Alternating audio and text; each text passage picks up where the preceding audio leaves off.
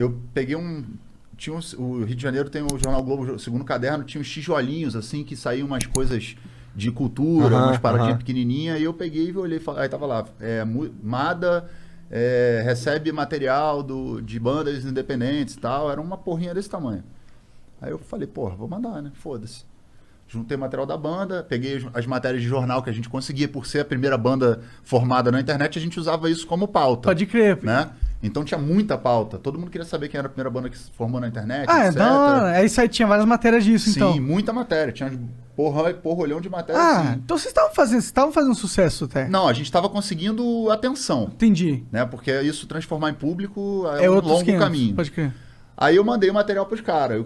O Jomardo, né? Que é o cara que idealizou o festival. Aí eu tinha um telefone em casa, mas era aqueles telefone pai de santo, que só recebia.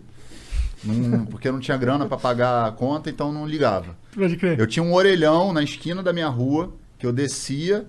O Neto trabalhava na Intelig, que era uma empresa de telefonia. Aí eu ligava a cobrar para ele me conectava lá na Intelig, e aí eu conseguia ligar ficava de escritório no orelhão, ligando para uma porrada de lugar para tentar marcar show, tá ligado?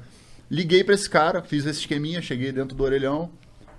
Lá no orelhão, acho que nem sabe que porra é orelhão hoje em dia. Hoje em dia não existe mais. Telefone público aí, moçada.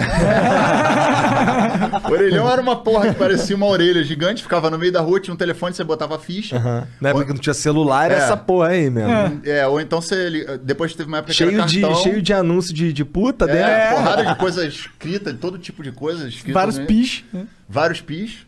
E aí eu ligava a cobrar pro Neto, que estava na Intelig, que trabalhava nessa empresa de telefonia, ele me conectava lá de alguma maneira no telefone dele, e aí eu conseguia ligar para vários lugares. Aí eu liguei pro cara e falei, o cara falou, pô, cara, eu gostei do trabalho de vocês, mas a gente não tem grana para bancar a vinda de vocês pro festival, para Natal, porque realmente o Brasil é um país muito grande, continental. Sair do Rio lá pro Rio Grande do Norte não era nada fácil. Hoje em dia ainda é difícil, mas ainda é caro, né? Aí eu falei, bom, cara, ele falou, se vocês conseguirem como vir, vocês vão tocar. Aí eu falei, beleza. Aí atiçou a fera. Aí eu falei, vambora, vamos tentar. Só que a gente não tinha um centavo, não tinha um puto, não tinha nada. Nada. Aí eu peguei essa pagar pasta. pra todo mundo, né? O Detonautas sempre foram 6 pessoas. Nossa, devia ser Então eram 6 pessoas e a gente tinha que levar um cara pra ajudar a gente, que no caso na época era o irmão do Gabriel, o Thiago Mocotó, que era produtor e dava uma ajuda, e era um cara que sacava de música também, de som e tal. E aí eu falei, pô, então vamos lá, né? Aí na época tinha uma empresa aérea chamada Fly, que é uma empresa que não existe mais. Pode crer, nem sei. Ela existiu por um período, assim. Aí eu mandei o material falando pros caras, a gente é uma banda, escrevi uma parada maneira. Esse era o meu trabalho na banda.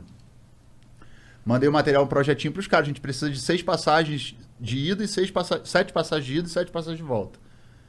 E aí mandei o material pros caras. E a gente divulga lá no show, a gente fala que vocês deram pra gente, e o caralho, bababá. Uma marca que eu tenho a bermuda até hoje, que eu guardo tipo como se fosse um amuleto, assim, que é a Marisia, que é uma marca de roupa muito das antigas de surf. Mandei pros caras também. O Gabriel me botou em contato com o dono da marca que me dava roupa pra eles.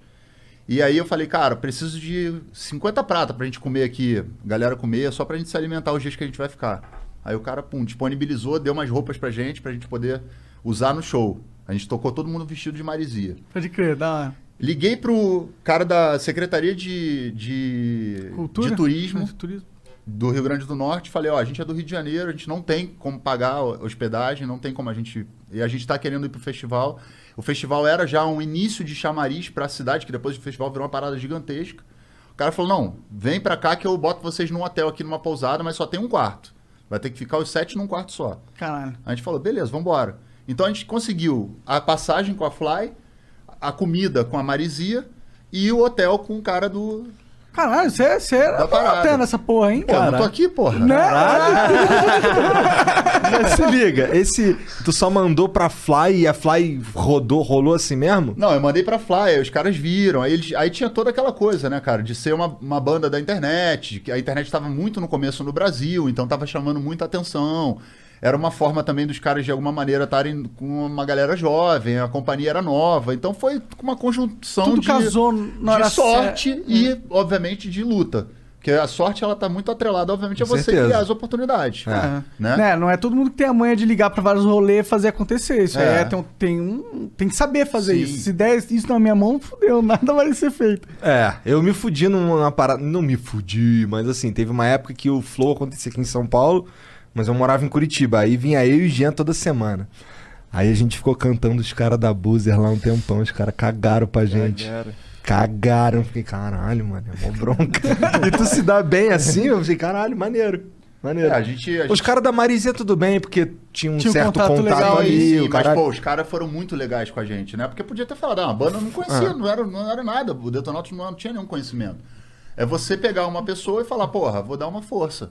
É legal a índole, entendeu? De olhar pra um artista que não é conhecido, e vamos lá. E aí vocês montaram Tu montou um Megazord pra ir nessa porra. Tocamos no festival, e aí eu me lembro perfeitamente. A gente tocou nesse festival, a gente tocou na sexta-feira, era sexta, sábado e domingo. E aí, tipo, quando foi no domingo, na segunda-feira, quando a gente estava chegando no Rio, na contracapa do segundo caderno, que era um espaço muito privilegiado, onde todo mundo queria estar, saiu uma matéria gigantesca de meia página, dizendo Detonautas Rock Club, a revelação do festival, caralho, papapá. Caralho! Aí a gente... as gravadoras ficaram de olho, a gente já tinha passado o material muitas vezes pelas gravadoras e nunca ninguém tinha... Falou, olha aqui, aquele cara aqui que veio falar isso aqui, olha lá, tá na capa da revista agora. Aí chamou atenção. Aí quando chamou atenção, eu fiz o trabalho de novo, de juntar material, levar nas gravadoras. O cara não é um processo como é hoje em dia, que você coloca no YouTube, que também tem um processo, não é tão simples. Mas naquela época tinha uma correria que era muito difícil, né, cara? Caralho, maneiro. Mas aí... Você lembra que você tocou no festival? Isso que eu ia te perguntar. O que eu toquei? Quais as músicas que você tocou? A gente tocou as músicas praticamente do primeiro disco, porque quando a gente fez esse festival, a gente foi revelação, e aí a gente gravou esse disco. Esse disco também tem uma história muito louca. A gente gravou esse disco porque a gente foi, num primeiro momento, contratado pela Top Tape.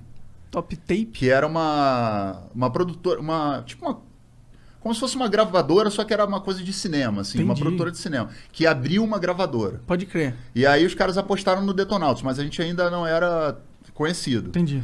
Aí o cara... Foi depois desse festival ou antes? Foi antes do festival. Entendi. Antes do festival. Aí a gente convenceu o cara... Na verdade, a gravadora falou assim, assinamos um contrato, e o cara, tipo...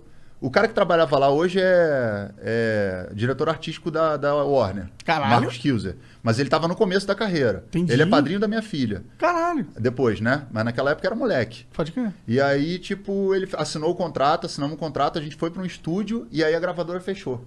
Caralho. Faliu. Os caras resolveram não dar continuidade. Aí eu cheguei no Marcelo Guapiaçu, que era o cara que tava de diretor dessa gravadora, e convenci o cara a fazer o disco. Falei, meu irmão, investe na parada que a gente vai conseguir vender, depois você vende pra gravadora. Aí o cara gravou o disco, brother. Botou grana no disco, quem produziu foi o Fernando Magalhães, que é guitarrista do Barão Vermelho. Aí a gente fez o disco legal pra caralho, pá. Aí fomos pro festival, fomos revelação. No ano seguinte voltamos para o festival com um disco independente. Com essas músicas. Outro Lugar, Quando o Sol Se For, Olhos Certos, Ladrão de Gravata... enfim, as músicas do primeiro disco, Bem ou Mal e tal, uma porrada de música que não é tão conhecida, mas que fizemos o festival, lançamos o disco lá, e aí ficamos com esse disco, chamava Silver Tape o disco, porque eu peguei a capa, peguei um Silver Tape, enrolei o Silver Tape todo na capa, peguei uma fontezinha, porque não tinha esses recursos de tecnologia, o caralho, botei em cima, fiz uma xerox e foi. Caralho. Maneiro. Entendeu?